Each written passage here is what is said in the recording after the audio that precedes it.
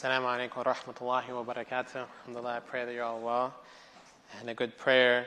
Alhamdulillah, subhanahu wa ta'ala has brought us to verse 69 of Surah An-Nisa.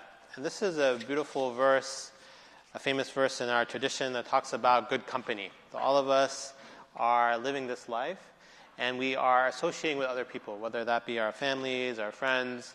And one of the beautiful aspects of paradise is not just the fruits and the streams, it's not just simply having delights and joys, but it's also being with those you love.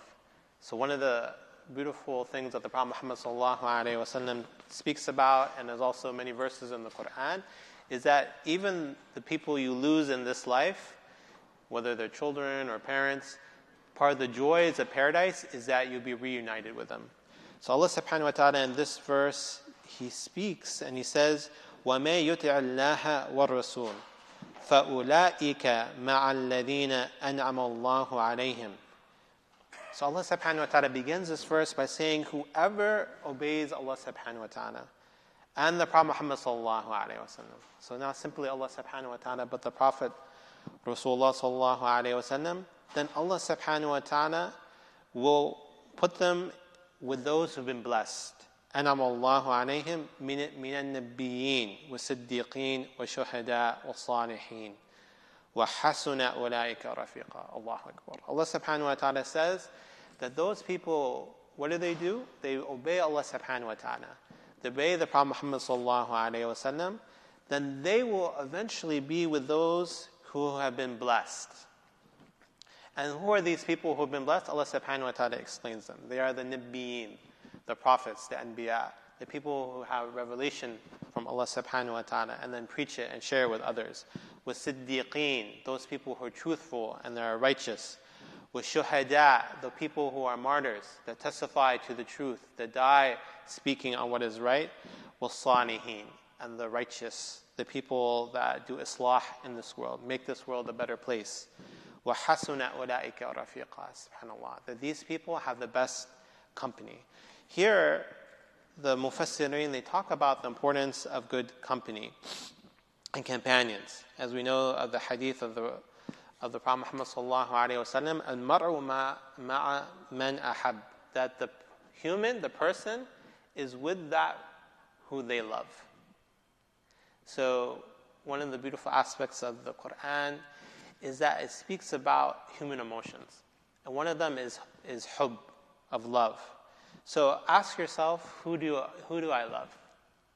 Who do I want to be in the company with? And if you identify those people that you love, ask yourself, is that person going to take me to Jannah, to paradise? Is that person going to be the company that I want to have when I meet Allah subhanahu wa ta'ala on Yawm al-Qiyamah? And we see that the Mufassirin also say that this verse is a continuation and explanation of Surah Fatiha. All of us have memorized Surah Fatiha. Allah subhanahu wa ta'ala says, صِرَاطَ الَّذِينَ أَنْعَمْتَ عَلَيْهِمْ غَيْرَ الْمَغْضُوبِ عَلَيْهِمْ. So Allah subhanahu wa ta'ala says that all of us are praying for what? The path of the people who've been blessed. And then the verse continues and says, not the people who you are angry with. So who are these people? Who are these people that Allah subhanahu wa ta'ala says that have been blessed? They are the Nabiyyin, they are the prophets, they are the Siddiqeen, they are the righteous, the truthful ones, wa Shuhada, the martyrs, and wa Salihin. Also we see that this hadith is in the Asbab al-Nuzul, and also how it's used in the Surah of the Prophet Muhammad sallallahu alayhi wa sallam. That as the Prophet Muhammad sallallahu alayhi wa sallam was returning back to Allah subhanahu wa ta'ala, they were listening to his words, sallallahu alayhi wa sallam. And they heard him recite this verse.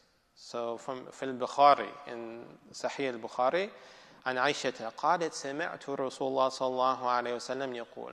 So Aisha, the wife of Muhammad sallallahu alayhi wa sallam, was present when sallallahu alayhi wa sallam passed away. And she said that I heard him say this hadith once.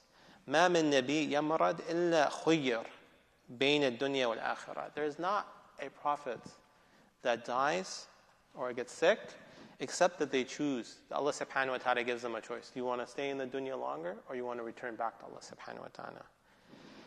And then during his sickness, she heard him make a noise, a loud noise. فسمعته يقول مع الذين أنعم الله عليهم من النبيين والصديقين والشهداء والصالحين. So when she heard him make this noise, he recited a verse, subhanAllah. Part of it, when he was returning back to Allah subhanahu wa ta'ala, he was reciting the Quran. And he recited this verse. That he said, I want to be with those people who've been blessed. The prophets, the righteous, the martyrs, those people who do good in this earth. And then she says, فَعَلِمْتُ أَنَّهُ خُيِّرٌ. And then she said, I knew that he picked, that he wanted to return back to Allah subhanahu wa ta'ala. Allahu Akbar. That when she heard him recite this verse, he said he wants to go to the akhirah. He wants to be reunited with Allah subhanahu wa ta'ala, with the divine. And you see that in this verse, that Allah subhanahu wa ta'ala says afterwards, ذَلِكَ فَضْلُ مِنَ اللَّهِ وَكَفَى بِاللَّهِ عَلِيمًا. Allah subhanahu wa ta'ala says, this is a bounty. The idea that you'll be in good company. And Allah subhanahu wa ta'ala is knowledgeable on who will be in that good company. Because in our lives, what do we want? Yes, we want nice things, houses, food, but many times we just want to be around good people. We want a good spouse, we want righteous children. We want to be in a company where you feel valued and loved and taken care of. And you see that this idea of an'ama, that Allah subhanahu wa ta'ala is blessing, this is something that the Anbiya, they use when they pray to Allah subhanahu wa ta'ala. So the verse in Surah An-Naml, when Sulaiman, when he's marching in his army, Allah subhanahu wa ta'ala gave him the power that he could hear the animals speak. And one of the ants, the Namla, she said, let's move quickly because Sulaiman's army is coming, he's going to crush us. And then Sulaiman, he makes a prayer. And he uses this idea of the blessings and bounty of Allah subhanahu wa ta'ala. فَتَبَسَّمَ ضَاحِكًا. SubhanAllah. That Sulaiman as army, now he was a young boy, but now he's a man.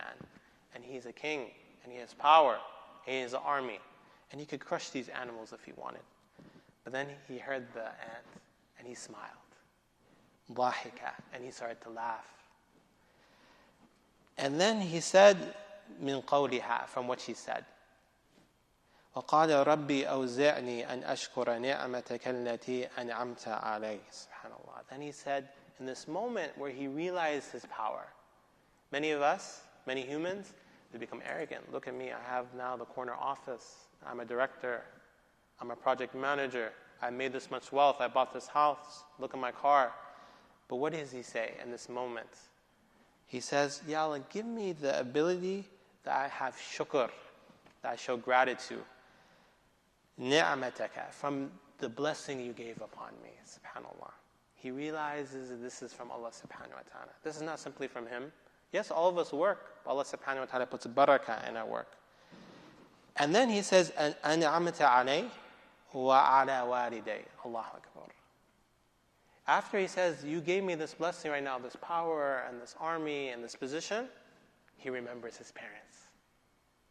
Many times the children, they grow up, they forget about their parents. Taking care of them, calling them, asking how they're doing. But he still remembers them. And this is part of the etiquette, the adab of the believer. The believer, they remember the past. They remember the people who are good to them. Whether it was their mother, their father, their uncles, their aunts. Anyone that was there for you, you should be there for them when they become old and when they need support. وَأَنْ أَعْمَلَ صَالِحًا تَرْضَى. Then, what a beautiful dua. He talks about the present. Then he talks about the past with his parents.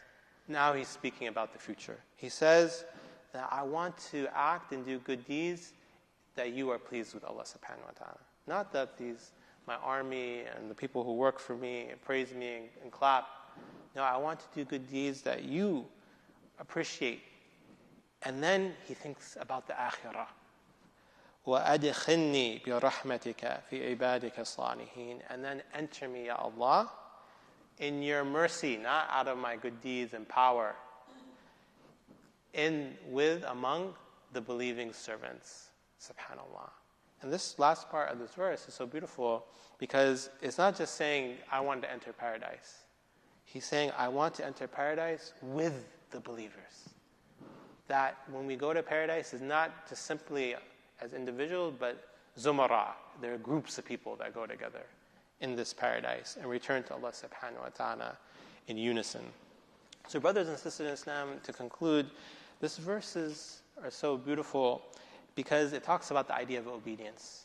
وَمَن يُطِعِ اللَّهَ وَالرَّسُولَ. Whoever obeys Allah and the Messenger, then Allah subhanahu wa ta'ala says, then you will get this. You will be in the beautiful company of these amazing people. And we see that in Islam, obedience is connected to the idea of love. إِن كُنتُمْ تُحِبُّونَ اللَّهَ فَاتَّبِعُونِي يُحْبِبْكُمُ اللَّهُ. Allah subhanahu wa ta'ala says, if you truly love Allah subhanahu wa ta'ala, then you would follow the Prophet Muhammad sallallahu alayhi wa sallam. Ittiba'. And if you follow the Prophet Muhammad sallallahu alayhi wa sallam, يُحْبِبْكُمُ اللَّهُ. Then Allah subhanahu wa ta'ala will love you. So obedience is not simply that we stand up and we scream and say, pray 5 times a day and fast in Ramadan and give zakah. Obedience comes out of love from our heart, that we want to do it and we want to be generous to ourselves and to our community. And we see that in these verses talks about the idea of company. That when we think about paradise, when we think about ourselves, when we think about our childhood and our future, we think about a community. فَارْكَعُوا مَعَ الرَّاقِعِينَ. Make sujood, make ruku' with those people who are doing it. And this is the beautiful aspect, and may Allah bless the founders of this Fajr Tafsir group, Muhyiddin Al-Tiya and Sheikh Majid and Dawa Nasimi and others, that they understood that it's not simply about coming to the masjid or praying at home, but it's also building a community of people. That part of our work here at the Adam Center is not simply making sure everyone does the 5 pillars, but they do and they worship Allah subhanahu wa ta'ala together. Because the company molds you. The company turns you into a better person. The company makes you strive to be better than who you are at this present moment. So we ask Allah subhanahu wa ta'ala for forgiveness and ask Allah subhanahu wa ta'ala for righteous company. وَالْعَصْرِ إِنَّ الْإِنسَانَ لَفِي خُسْرٍ إِلَّا الَّذِينَ آمَنُوا وَعَمِلُوا الصَّالِحَاتِ وَتَوَاصَوْا بِالْحَقِّ وَتَوَاصَوْا بِالصَّبْرِ. Assalamu alaikum wa rahmatullah.